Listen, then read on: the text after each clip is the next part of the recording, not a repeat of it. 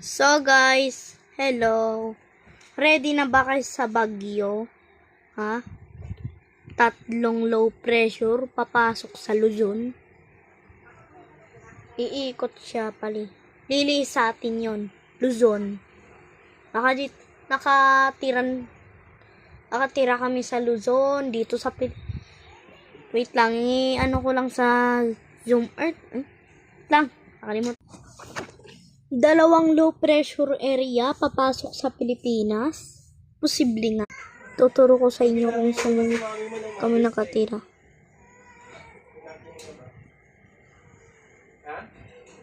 Ito, yung star na yan, Antipolo yan. Dito ako nakatira sa Antipolo. Today is Monday.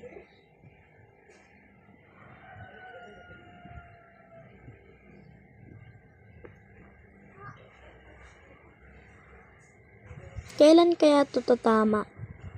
Ay, o. Kailan kaya ito tatama? Ito'y tatama ng May 10.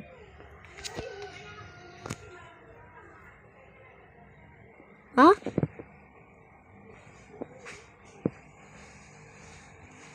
Ayan, papasok sa low pressure area, papasok sa Pilipinas.